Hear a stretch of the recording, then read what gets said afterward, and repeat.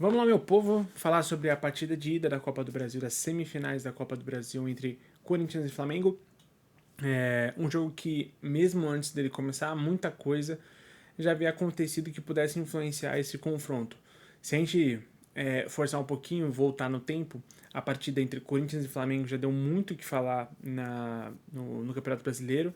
Teve questões de arbitragem, a parte do Flamengo reclamou bastante a respeito do lance de retardamento de jogo e tudo mais, e que é uma cultura cada vez mais problemática do futebol brasileiro, especialmente. Se a gente for trazendo isso cada vez mais para perto aqui do confronto, Tite foi demitido depois da eliminação do Flamengo por parte da Copa Libertadores da América e recentemente o problema entre Corinthians e CBF a respeito da alteração da data de jogo, né, do jogo de volta entre Corinthians e Flamengo. Eu adoraria falar sobre isso, só que eu não quero estender muito esse vídeo, então tô falando mais ou menos sobre o clima que o jogo se inicia, né? O jogo começa com um clima bastante incerto sobre o que esperar de um Corinthians que apresenta melhor nos últimos tempos, e especialmente o que esperar de um Flamengo que acaba de trocar seu técnico. Hoje mais cedo eu até tinha comentado num grupo do qual faço parte de que eu achava que o Flamengo ia vencer, porque normalmente troca de técnico costuma influenciar bem nos primeiros jogos num time, né? Então costuma funcionar bem como mudança de ares, e acho até que é um ponto para se levar, tá? O jornalista no intervalo faz uma provocação pro Alexandre, que foi o autor do gol do Flamengo. Ele faz uma provocação, não uma provocação maldosa, mas ele fala o que mudou tanto, né, de um jogo para o outro, né? Em 2 dias de treino do Felipe Luiz, que o time está jogando tão solto, tão bem e tudo mais. O Alexandro, que foi atleta do Tite na seleção e no Flamengo, fugiu da pergunta, não respondeu a pergunta. Então, algumas coisas levam a imaginar que o problema não era só técnico, né? Que ali existia uma questão de ambiente. Nesse momento, eu confesso, estou especulando, tá? Mas a verdade é que o Tite sai do Flamengo bem menor do que entra, né? Acho que isso é seguro falar. Sobre o jogo, cara, ficou barato, né? Pro Corinthians. Ficou muito barato pro Corinthians ir para Itaquera com só 1-0 no placar pro Flamengo, porque o primeiro tempo é todo do Flamengo e o segundo tempo eu diria que tipo, é 70% do Flamengo. O Corinthians não tem saídas. O Corinthians, inclusive, me surpreende porque é um time que está sendo pressionado e tomando todas as decisões erradas possíveis o Corinthians toma. O lado esquerdo do Corinthians, da defesa do Corinthians, Félix Torres e Hugo, foi uma noite de trapalhões, assim, foi muito ruim mesmo a partir dos dois. O Félix Torres, que é engraçado, pois no jogo contra o Brasil foi muito bem pela seleção, né? Pela seleção dele. Foi muito bem contra o Brasil. O Hugo, que vinha também apresentando uma certa melhora nos últimos jogos, acaba indo muito mal mais uma vez contra o Flamengo. E o time como um todo estava sofrendo uma pressão absurda e trabalhava como se nada estivesse acontecendo. Como se não estivesse sofrendo pressão, como se tudo aquilo fosse... estivesse tudo bem, como se estivesse aquela questão da concentração que eu pedia, sei lá, as primeiras 5 rodadas do Campeonato Brasileiro. O Corinthians volta a ter essas dificuldades. Me chama a atenção, teve 2 escanteios que o Flamengo cobrou curto, que a defesa tipo, meio que sai da posição desesperado para tentar pegar o escanteio curto, assim, porque foi pego de surpresa. Foram 2. Assim, a começar que escanteio você não distrai, né? Barcelona e Liverpool ensinou isso pra gente. Quem dirá 2 seguidos no mesmo jogo. Então, o jogo foi total do Gerson, o jogo foi total do Léo Ortiz. E por incrível que pareça, o Corinthians ainda quase arrancou um empate, tá? Quase que arrancou um empate. Por parte do ataque do Flamengo, um jogo muito consciente, faltou algumas tomadas de decisão serem melhores, né? Faltou, por exemplo, nos últimos momentos, assim, né? O Alcaraz teve boa chance, Teve alguns momentos em que o Bruno Henrique teve uma boa chance em que o Gabigol faz a movimentação para tirar o marcador, o Bruno Henrique tenta fazer o passe e o Rian faz o bloqueio bem, mas poxa, quando você traz o jogador traz a marcação, é natural que se entenda que o Bruno Henrique deveria trazer para o meio e chutar para o gol. O Bruno Henrique, que ao meu ver teve um primeiro tempo excelente, especialmente porque o seu adversário, seu marcador era o Fagner. Mais um comentário que eu fiz também num grupo que aos 15 minutos, não tinha nem 15 minutos de primeiro tempo e o Fagner já estava levando um baile inacreditável do Bruno Henrique. Assim, o Fagner não ganhou nenhuma para cima do Bruno Henrique, absolutamente nenhuma. Então, noite ruim do Fagner, noite ruim do Félix Torres e noite ruim do Hugo. Quando 3 da sua linha de marcação do jogo inicial, do time inicial, vão mal, gente, é muito difícil você não tomar um gol. É muito difícil não tomar um gol. Até que então teve uma jogada pela esquerda, o Alexandro faz uma puxada para a perna esquerda e meio que sem na incerteza se ele ia cruzar ou bater pro gol, o Hugo dá aquele passo para esquerda, né? Que o normal é o jogador nesses lances cruzar e ele bate pro gol entre o Hugo e a trave. Eu acho que o Alexandre foi muito inteligente, mas por mais que o Hugo tenha garantido que o jogo do Corinthians volte para Itaquera em 1-0, porque fez uma partidaça, o Hugo fez uma partidaça, assim, se não fosse ele, o Corinthians teria voltado para Itaquera pelo menos com 3-0 nas costas.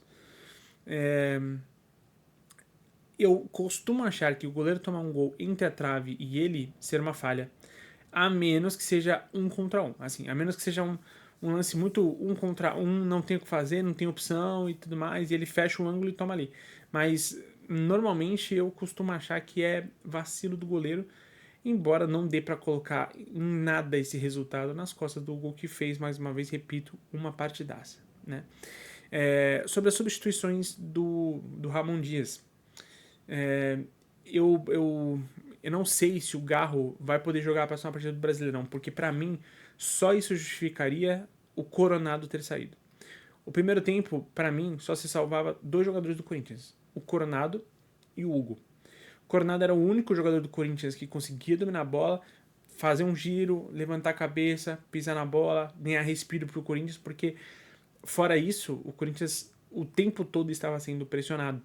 Achei que o Héctor Hernandes foi mal no jogo, foi bem mal no jogo. O Romero, sempre que recebia a bola, estava muito bem marcado, ainda conseguiu uma falta aqui, outra ali para aliviar da pressão e tal, mas sempre muito bem marcado, sempre com mais de um na marcação dele, então realmente difícil. E o Coronado vinha sendo esse cara que consegue dominar a bola, girar. Quando a marcação fechava, ele conseguia dar uma adiantada, driblava o primeiro com o marcador, para aí conseguir abrir na lateral, que aí já tinha aberto todo o time para poder receber bolas. Então é complicado, porque o Corinthians não tem foco especialmente na Copa do Brasil, assim como não deve ter. A preocupação do Corinthians tem que ser o brasileiro, não de nada vale você ser campeão da Copa do Brasil e da Sul-Americana se o seu time acabar caindo para a segunda divisão. Então, se a decisão foi por conta de uma questão física ou uma questão de Garro não vai jogar a próxima partida, eu preciso contar com o Coronado. E aí, para eu contar com o Coronado, ele não pode estar cansado de ter terminado esse jogo. Eu entendo, tá? Se foi essa a decisão, eu entendo. Do contrário, eu não teria tirado o Coronado de forma alguma. Ele estava muito bem. E o meio de campo do Corinthians vai muito mal, especialmente com o Charles. Eu não vejo assim grandes valências no Charles. Acho que é um jogador que tem muita entrega. Essa valência obviamente eu reconheço, porque ele se entrega muito. Mas me incomoda muito que ele é um jogador que não tem bom passe, que não tem boa saída de bola, ele não tem boa proteção, a marcação dele é na base da vontade, ele não é um exímio marcador e muitas vezes ele tem 1,90 m de altura e muitas vezes ele ainda perde bolas no ar, então para jogadores mais baixos. Então eu tenho dificuldade em justificar muitas vezes o Charles como titular nessa equipe. Acho que o Carrilho, por exemplo, só não é titular ainda por uma questão de ritmo de jogo, que veio depois de um tempo parado, assim como o Memphis. Sobre o Carrilho, para mim, que depois que ele entra no jogo, o Corinthians começa a voltar a respirar, ele começa a fazer um papel muito parecido com o que o Garro fazia. De dominar a bola, de conseguir sair jogando, de conseguir girar, de sair da marcação de um e sair jogando. Porque contar com que o Garro não estava conseguindo fazer isso, Charles muito menos, Rian não tem essa função, Héctor Hernandes e Romero estavam sempre perdidos lá na frente. Então, quem quer sair com essa bola jogando? Você não tinha absolutamente ninguém para conseguir dar respiro para o Corinthians nesses momentos. O Yuri fez muita falta. Fez muita falta, porque essa bola poderia ser claramente quebrada no Yuri, que é um jogador alto e de muita força, conseguir dominar, segurar um pouco, tocar de lado. Não foi o caso porque, obviamente, o Yuri também estava sendo poupado, porque o foco é o Brasileirão. O Yuri entra no segundo tempo, os momentos que tem briga aqui e ali, consegue uma coisa ou outra, mas o jogo não se propunha para o Yuri de uma forma muito clara. O Héctor Hernandes perde uma chance inacreditável. Vale dizer, tá? Segundo tempo, o Fagner é sacado. E quem entra é o Mateuzinho. O Mateuzinho entrou muito bem no jogo. O Mateuzinho conseguiu ganhar grande parte dos duelos contra o Bruno Henrique. O Mateuzinho, em todas as escapadas que o Flamengo dava pela esquerda, a partir da entrada do Mateuzinho, raramente viravam alguma coisa. Raramente. O Mateuzinho entrou muito bem. Conseguia boa saída. O Mateuzinho tem um lance de ataque que ele chutou uma bola na trave, que pra mim ele errou, ele tinha que ter tocado pro Yuri. O Yuri tinha uma condição muito melhor e estava à frente dos zagueiros, então a chance da bola chegar pro Yuri não ser cortada era muito alta. Além disso, o Mateuzinho dá um passe assim, excelente, e se não me engano foi de esquerda, um passe com a perna ruim, pro Héctor Hernandes antes do Yuri entrar, e o Héctor corta um, corta outro, chuta no canto do goleiro. Pra mim, cara, assim, é uma chance que você não pode perder. É a sua única chance extremamente clara contra o seu adversário na casa dele no jogo de ida de semifinal. Então, assim, não dá, você não pode perder. Não dá pra aceitar que esse gol seja perdido. E fora isso, teve uma bola na trave do Romero. No primeiro tempo teve o chute no Garro, que o Rossi faz uma bela defesa, muito bom goleiro, tá? O Rossi acho bom goleiro, o goleiro do Flamengo.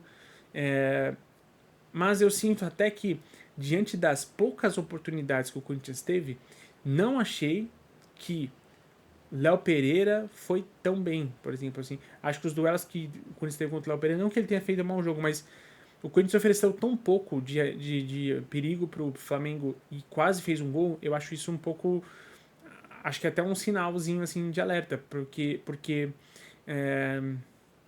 se esse resultado volta, eu já acho um prejuízo ter sido só 1-0 pro Flamengo. No caso, um prejuízo pro Flamengo. Se volta para Itaquera esse jogo com 1-1, eu acho que aí é um prejuízo enorme pro Flamengo.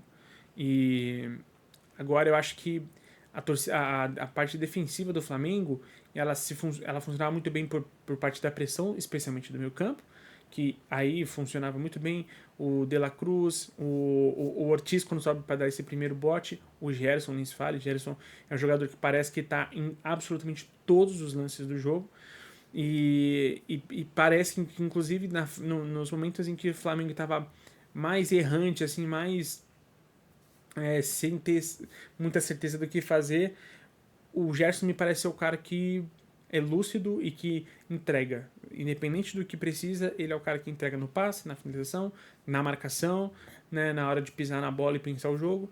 Então, belíssima fase a do Gerson. E tem a bola na trave do Romero, né, num chute que ele dá de esquerda que quase faz um gol.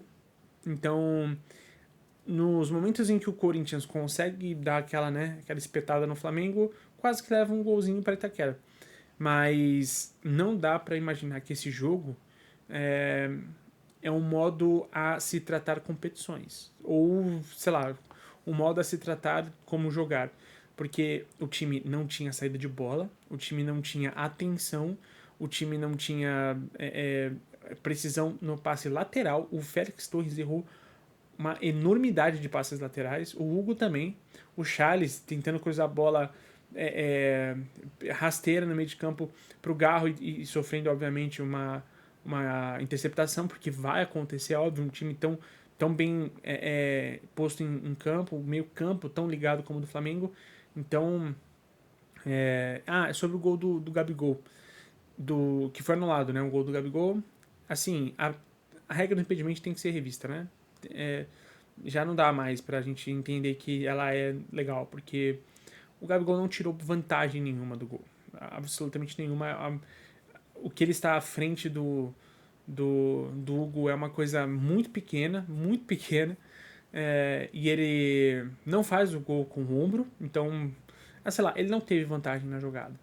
Mas eu entendo que regra é regra e tem que ser cumprida, mas a gente poderia rever essa regra assim o quanto antes, porque ela não faz nem mais sentido pro futebol. Certo, meu povo? Então, essa é a análise que eu faço, tá? Entre Corinthians e Flamengo. Vamos ver o jogo de volta. Vai ser em um período complicado. Não se sabe nem se vai ser realmente a data que está colocada hoje. Vale lembrar, a CBF agiu de uma má fé gigantesca quando dá a decisão da mudança de data. Quando ela deu, que foi um sábado à noite, assim, bem na calada, e assim, é um modus operandi bastante baixo, né? E que a gente gostaria de que não fosse esse o comportamento do órgão regente do nosso futebol. Então o Corinthians está no direito dele de pedir as alterações para que não seja alterado os jogos, né? E especialmente o Corinthians sai no lucro. Tá? O Corinthians sai no lucro. Vamos ver qual é que vai ser as próximas semanas, se o Corinthians vai evoluir. O próximo jogo é só depois da data FIFA, em teoria, né? Então vamos ver como é que vai ser. E se você não está sabendo, eu fiz uma brincadeira que dia 10/10 é meu aniversário. E eu fiz um crowdfunding para conseguir alguns materiais para poder dar uma melhorada aqui no material audiovisual do canal, certo? E como que faz isso? Eu vou deixar aqui a chave Pix em algum lugar. Se você contribuir com R$ 40 ou mais, você ganha uma edição de foto grátis. Se for R$ 100 ou mais, você ganha uma edição de vídeo grátis de até 1 minuto, tá certo? Então, e abaixo disso, você vai ganhar o nome aqui ao final do vídeo, você vai ganhar o seu nome no canal. E o meu muito obrigado. Então, se você quiser contribuir, obviamente que isso aqui é uma coisa muito inicial, muito bem principiante mesmo. Eu quero investir especialmente numa câmera de entrada para captação de conteúdo, para esse conteúdo ficar cada vez mais legal em questão de visual e tudo mais. E eu adoraria poder contar com a sua ajuda. Se isso for possível, ficarei muito grato. E se não for possível, saiba que eu estou muito feliz se você simplesmente seguir no canal, dar like nesse vídeo, compartilhar, comenta, porque isso já faz uma diferença gigante. Tá certo? Então é isso, meu povo. O que vocês acham? Vocês acharam que o resultado foi justo? O que vocês acharam? Comentem aí no vídeo, por favor. E a gente se vê na próxima semana. Até lá!